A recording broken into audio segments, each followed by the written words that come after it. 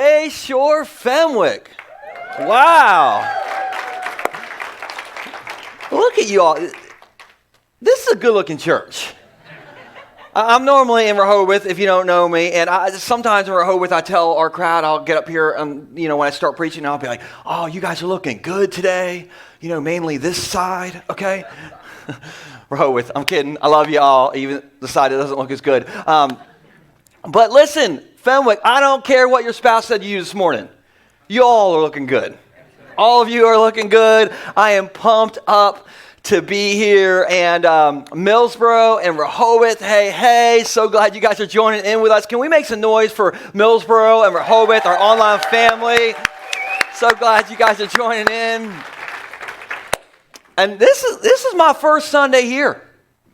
I don't know if I get do I get a coffee mug? I don't know how this works. But if this is your first Sunday in Fenwick, welcome to church. My name is Joel. I'm the campus pastor at our Rehoboth Beach location. Somehow they let me come over here, and I'm glad that they did. And here's the thing. If this is your first time here or your first time in Millsboro and you like today's message, get ready for the normal guy. He is the best, okay? And if you don't like today's message, good news. I'm not the normal guy.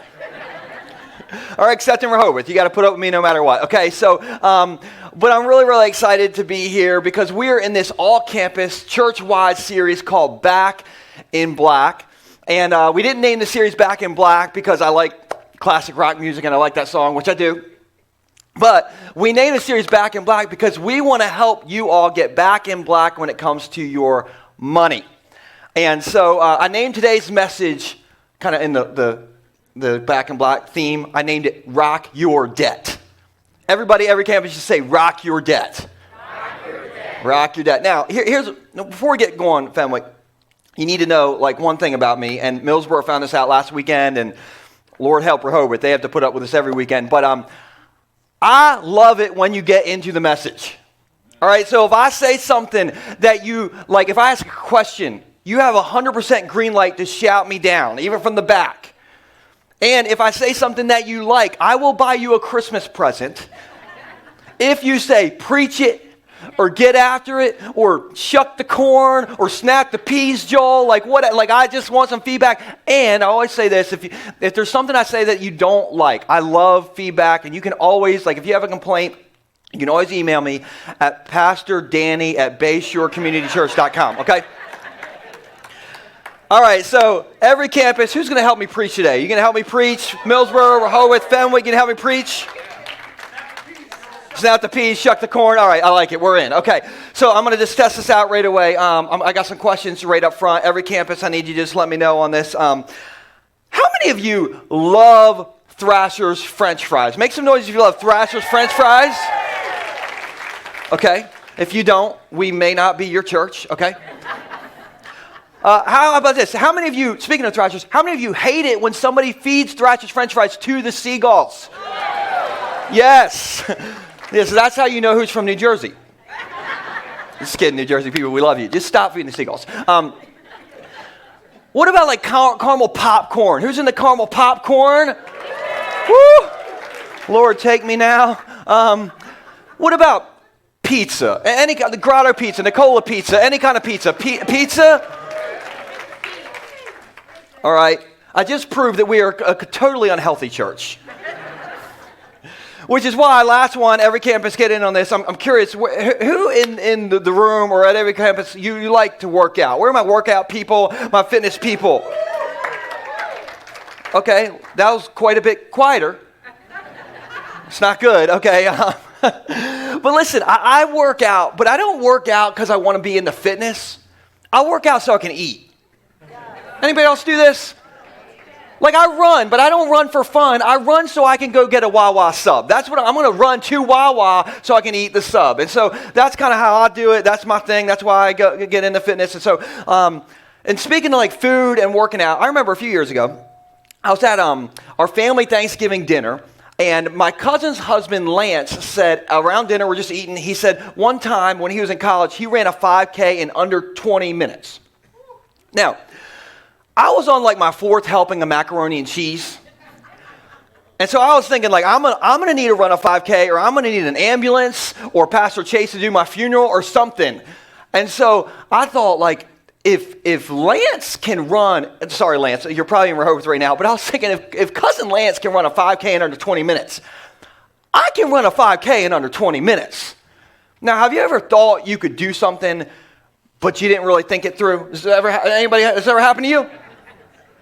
I was thinking, like, how hard can this be? And I like figured it out. Like, this is a 6.5 minute average mile pace. And I had heard people would run like a 4-minute mile. So I'm like, this is going to be easy. And so I believed I could run it. I was like, I'm going to turkey trot the crud out of this 5K in under 20 minutes. And so I started training, and I got way into training. All right, you ever seen Rocky IV? Well, he's like in the snow. He's like pulling sleds. I'm like pulling sleds. I'm hanging upside down from barn rafters, doing inverted sit-ups. I'm like, I got this. I'm going to crush this run. And we got to run day. And listen, I knew I could do it. In my mind, I was like, I can do this. I have my Spotify playlist, which was Rocky music, which is like dun dun dun dun dun dun dun dun. I'm like ready to go. And so they blow the whistle, whatever it is. I take off. And this is true. I am crushing it. They actually have footage of me running this 5K, all right? And so we'll throw this up on the screen. This is me running this 5K. Just, listen, that is not Forrest Gump. That is me, all right?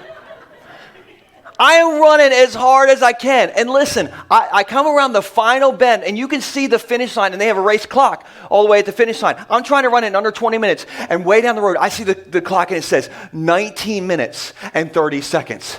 I'm like, whoo! And I started going into Chariots of Fire mode in my head, okay? In my head, this is what I was doing.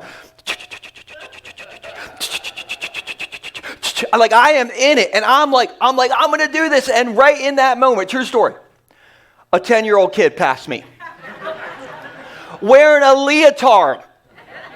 I'm like, I am not going to let little 10-year-old Bobby in a leotard pass me. Plus, I'm not going to let cousin Lance beat me. And so I took off, and I crossed the finish line in 19 minutes and 58 seconds. I did it.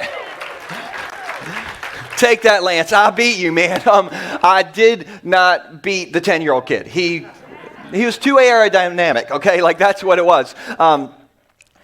But here's my point.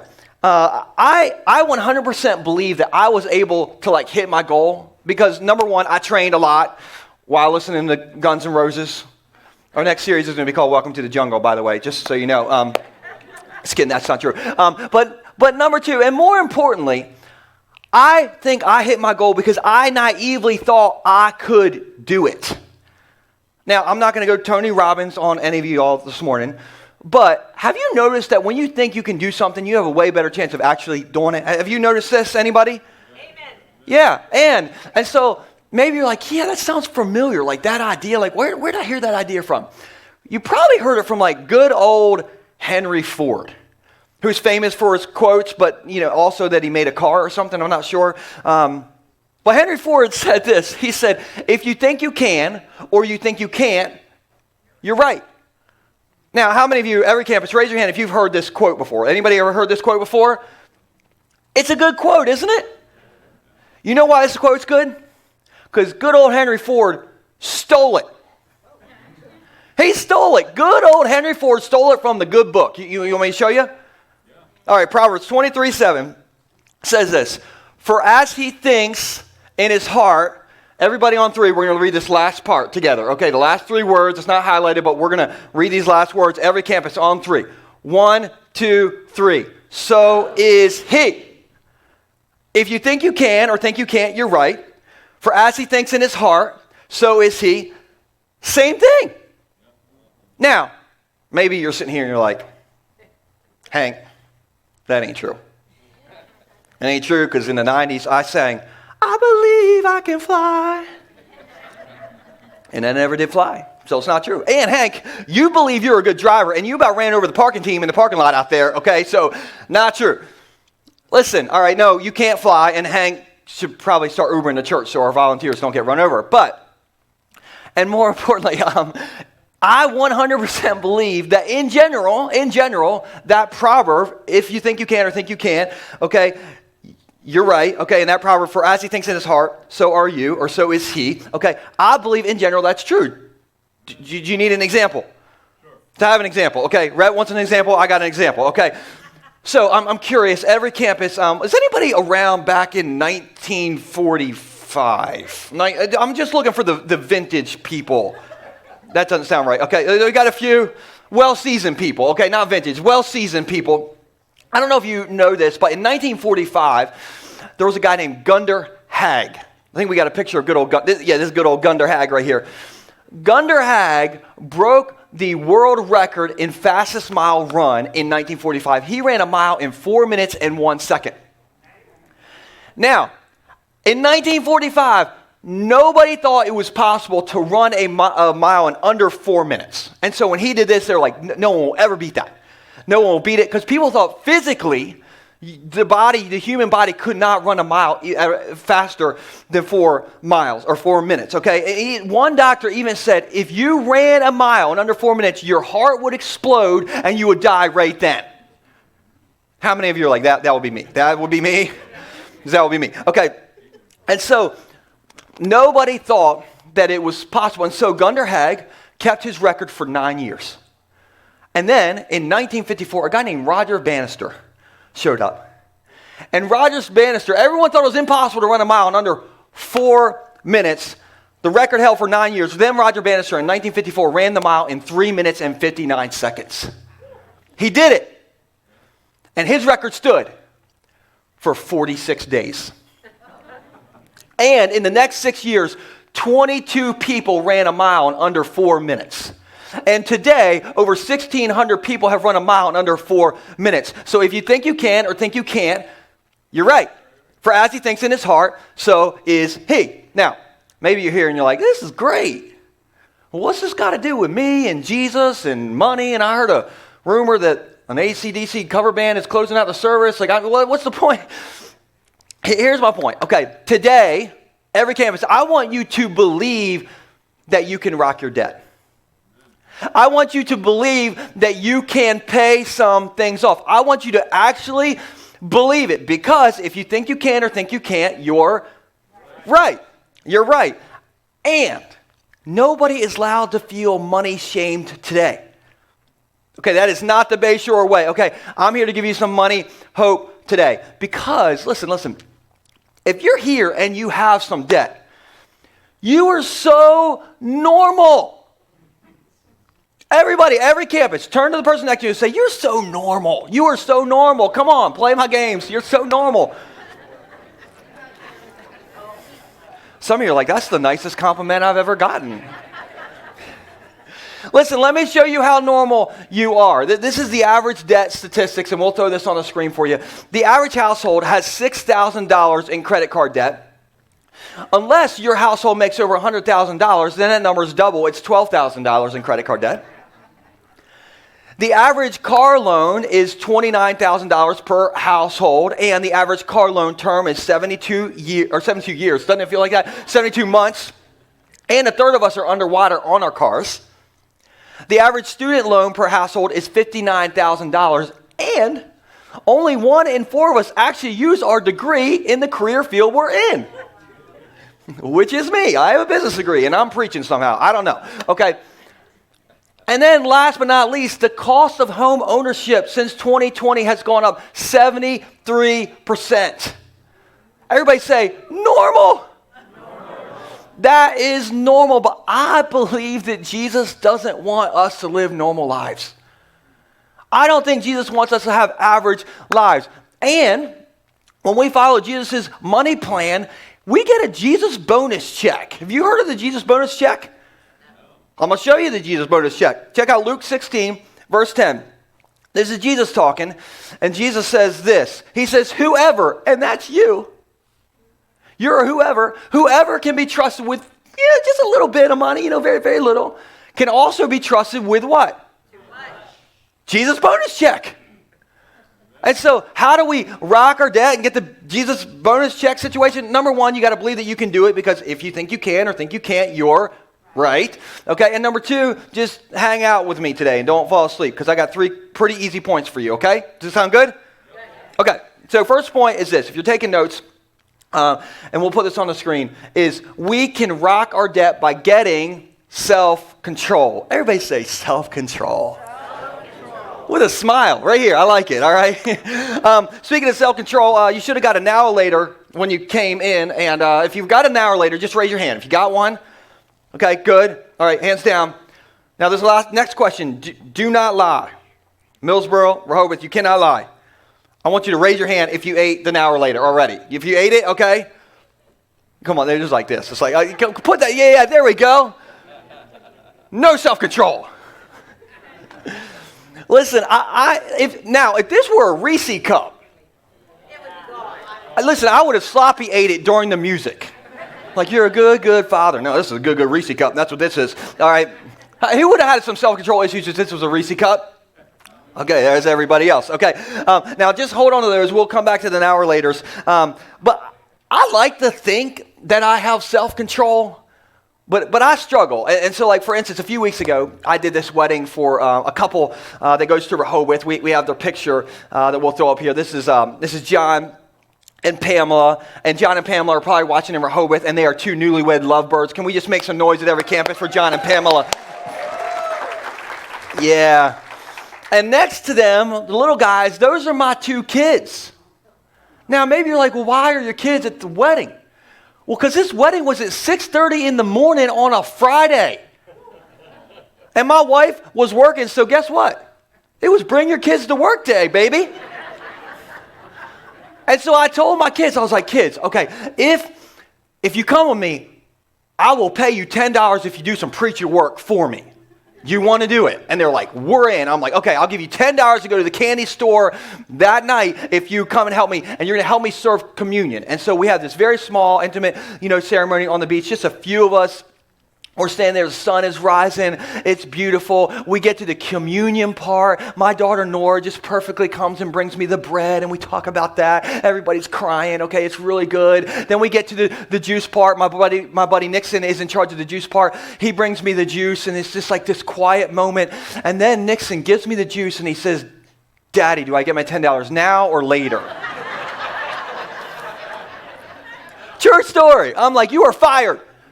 And don't ask for severance, buddy, okay? But they did really well, other than that one little snag. And so that night, me and my wife were like, we're going to take you to the candy store. And we took them to this place in Ocean View, a new place called Sweeties. And we put it on the screen because maybe you want to support a local business. And so we took them to Sweeties. And before we walked in, we're like, kids, you get $10 each to go buy whatever you want. And they're like, oh. And they're like, are you and mommy going to get candy too? And we're like, no, kids. Tonight is about you and how hard you have worked. And so we walk them in. I have Nixon. Stacy has Nora. And like they start getting their candy. 2 minutes in, I get my own candy bag. And I am stuffing that thing full, man. I am putting I look like a seagull at the Golden Corral buffet, all right? I got chocolate-covered pretzels. I got chocolate-covered peanut clusters. Chocolate-covered coffee beans. Good Lord, those are amazing. That's the best thing in the whole store. And so and I'm getting all this stuff. I look over, and my wife is doing the exact same thing. I'm like, what are you doing? And she's like, what are you doing? I'm like, you worry about you. Don't worry about me. What happened? We lost all self-control. We acted like two kids in a candy store. I'm curious, have you ever lost self-control like that? Raise your hand, every campus. You ever lost self-control like that? A Kiki in Rehoboth, raise your hand. I know you. I see you in the back. Listen, when we have no self-control, we live like we are kids in a candy store. We have a hard time saying no because we don't want it later. We want it when? Now. We want it now. Here's what Proverbs 25:28 says. It says, a person without what? Without self-control is like a city with broken down walls. When we don't have self-control, we're totally vulnerable. Now, I'm just curious, no judgment zone, all right? But I'm curious, who is willing to admit at any of our campuses that you've ever had a moment of weakness and you have bought something you shouldn't have because your self-control left the building? Raise your hand. That's everybody, all right? Unless you got a problem with lying, okay? And so it's so easy to live like a kid in a candy store. All right, for some of you, it's Amazon Prime Day. Woo. my wife, okay? Maybe for you, it's Black Friday. Maybe for you, you're like, forget Black Friday. I lose self-control every Friday. But listen, every single person can be like a kid in a candy store, and we have a hard time saying no to what we want right now. Ladies, I'm going to pick on you first, all right? So I'm scared, but I'm going to do it. This is what you do. Okay, ladies, you see the sales rack. 2 shirts for $20, and you're like, I'll take 2 for every day of the week. And you come home, you're like, husband, I bought 47 shirts, and my receipt says I saved $963. And every husband's thinking, no. Spending is not saving. But you buy the sales shirt, and then you buy the sales bracelet because it matches the sales shirt. And then you get the sale nails to match the bracelet. Men, we don't do that because we are men. We go way bigger than that. We're like, honey, I bought the biggest Yeti they make. The biggest Yeti cooler. Well, did you get it on sale at least? No, paid over retail. And it wouldn't fit in your minivan, so bought a brand new family F-750, okay? And it matches the cooler. Hey, take a drink out of the whatever, like. And so that's what we do. Listen, I remember years ago, my buddy came to me, and he wanted to run a money plan by me. He's like, I got this idea with my money. I want to tell you about it. You tell me what you think. I was like, okay. And he's like, okay, my plan is I want to save $600 a month towards a truck, and I want to do it for 5 years. And at the end of 5 years, I'm going to go buy a truck for cash. Is this a good idea? I'm like, you should be my financial advisor. Like that is that is a great idea. I am proud of you, okay? The next day, this is not an exaggeration. The next day, I see him, and I'm like, hey, man, what are you doing this weekend? He's like, I'm going to go test drive some trucks. I'm like, what? Am I on drugs? Did my wife slip an Ambien into my Yeti cup? Like, what? He's like, no, don't worry. I'm not going to buy anything. Guess who financed a truck that weekend? Come on, who can relate to that story? Can you relate to that story? Yeah, it's like, yeah, I can. Okay. But listen, you can either live like a kid in a candy store now with no self-control and a whole lot of debt, or you can really live like a kid in a candy store later with a little bit of self-control and no debt. Here's kind of me and my wife's story. And this is my wife, Stacy, by the way. If you don't know Stacy, she is my better half. She's the smoking hot woman over here. Me and my wife got married so long ago, it was when MySpace was around. Who remembers MySpace? We're like internet pilgrims, all right, if you were on MySpace, all right? So we got married almost 15 years ago, and I think we broke the world record for poorest married couple the first year.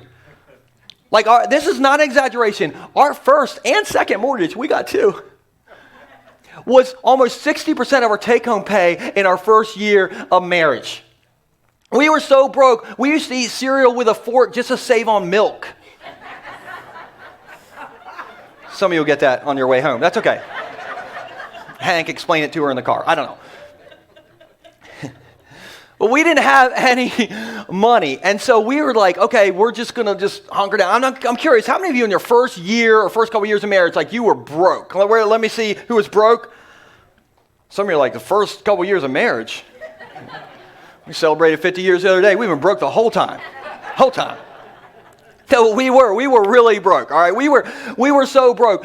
Stacy had this Mazda Protege, and it smoked so bad. Like I should have put a train, whistle on it, because you just smoke piling out of that thing. We didn't spend any money, all right? We were the people that would go to the grocery store, and we were like, okay, no. We can't do the Dr. Peppers, but we will get the Dr. Perkies.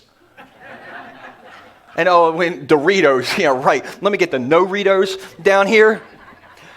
We were buying like the cheapest people. We didn't go out to eat unless we had a coupon. Stacy made me some Christmas gifts, which I still have, which are really, really awesome.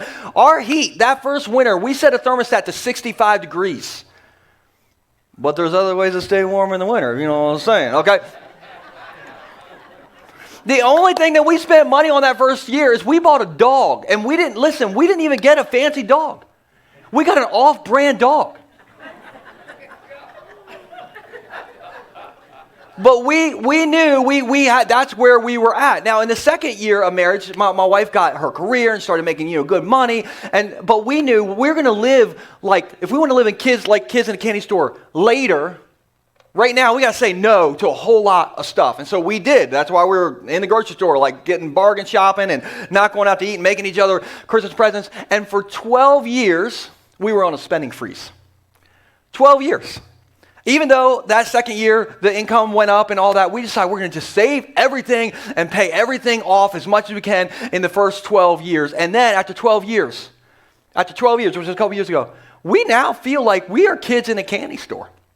Because we got things paid off. We got a really, really good position. And now the car, it doesn't even smoke. Last week I told you that our walk-in closet, we have a level on bottom and a level on top. Shirts on top, pants on bottom, okay? And I 100% believe that God walked us through all those lean years, but I also know that self-control changed our life. Self-control changed our life. And so if you have that now or later, go ahead and get out your now later, one more time. Just get it out. If you've already eaten it, just get the wrapper or just hold it up in spirit. Okay, wave it around like you just don't care. Every campus, get your now or laters. And I need you to say this with me. We're going to say no to some stuff now. So we get to say yes to a whole lot of stuff later. All right, we're going to say no to some stuff now, so we get to say yes to a whole lot of stuff later. And listen, when you get to later, when you have rocked your debt, ladies, listen, say yes to the dress. Buy all 47 shirts. Get the bracelet that matches the shirt. Get your nails done every single day of the week. Get the Wolverine nails. And listen, I say this about once a year. It always gets me in trouble. But listen, ladies, you just need to know that, guys, we don't really care about nails.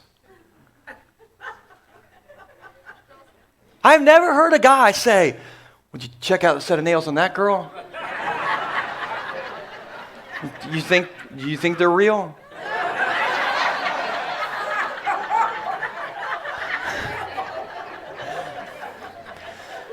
Again, email complaints to Pastor Danny at Bay Shore.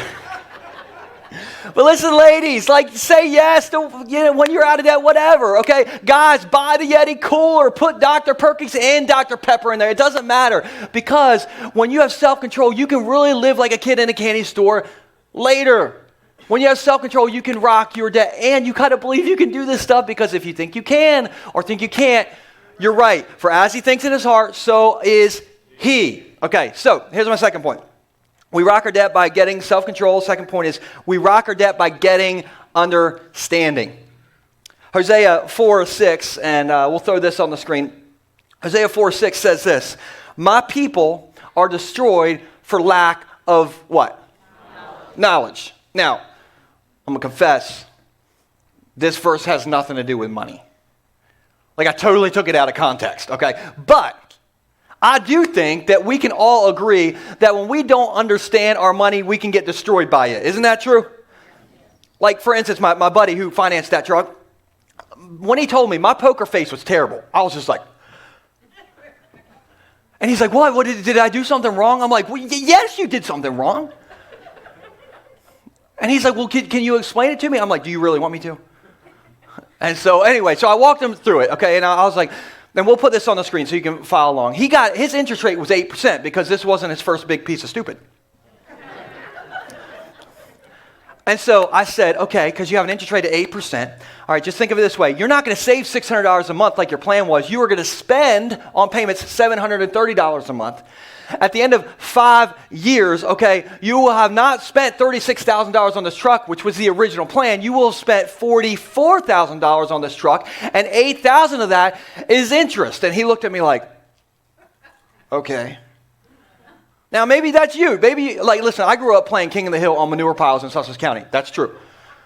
And so maybe you're like a king of the hill manure pile player like me. You're like, well, that don't sound like that big of a deal right there. Still got the truck. Listen, I was like, listen, when you pay $44,000 for this truck at the end of 5 years, that truck's not worth $44,000. It's worth 12 if you're lucky. So I was like, okay, how about this instead? And we'll flip this, okay?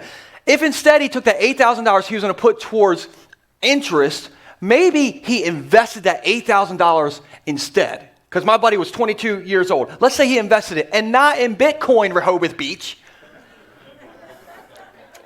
But he invested it in the market, and he was a terrible investor because he only got 8%, and over like 35 years, that's below market, okay? So he's just really bad at this, but let's just say he's really bad at it, puts it in the market, just leaves that $8,000 there until he retires at 67 years old. That $8,000 is now worth $290,000. 8,000 turns into 290,000. Okay, now let's go crazy. Let's say he saved all that money because he was going to buy a truck for cash, but he met Hank, Uber Hank, who ran over the volunteers. And he, instead of took his $36,000 and at 22, just put it right into the market as a terrible investor. And he left it there until he was 67 years old. That $36,000 is now $1.3 million. And if he was an average investor, that would be over $3 million. How many of you could figure out a way to spend $1.3 million? You could figure it out. You could figure it out. I would bless myself with Baltimore Ravens season tickets. Praise the Lord. There it is. But listen, I think so many times we get in trouble with money because we just don't understand it. Like we don't get that debt interest crushes us, but when we have interest working for us, I don't know if you were here last weekend, but if you have interest working for you, you get to $1.3 million just by one investment, $36,000, you don't put another dime in. Listen, you'll be so rich at 67, you'll be farting through silk boxers. Millsboro didn't laugh at it. Fenwick kind of laughed at it. Hopefully we're with you laughing at it. I don't know. But listen, here's a simple way to rock your debt. There's a simple way, and we'll put this on the screen. Instead of your two favorite questions being how much down and how much a month. Now, again, nobody's allowed to feel shame. This is a shame-free zone if those are your two favorite questions. I just want you to have a new favorite question. And a new favorite question is this. How much is the real cost? How much am I going to pay in interest? How long am I going to tie to like this payment? What am I going to pay total? And what am I giving up by not investing this? How much is the real cost? For instance, with credit cards, the average credit card balance is $6,000, and the average interest rate on credit cards is 19%. So, and we'll put this on the screen. If you pay the minimum payment of $100 a month on $6,000 at 19% interest, you're going to be paying that for 20 years. All right, everybody just say, I had a heart attack. 20 years. 20 years, and you won't pay $6,000. You'll pay $24,000. $18,000 of that, triple of what the principal is, was on interest. But instead, if that same $100 a month, if you just put that into the market and you were an average market investor, at the end of 20 years, you would have three times what you paid in interest. And so, how much is the real cost? That question can get us all back in black. So everybody just say this with me, every campus. How much is the real cost? Perfect. Now, Fenwick, you still with me? Millsboro, Rehoboth, still with me, I'm sure.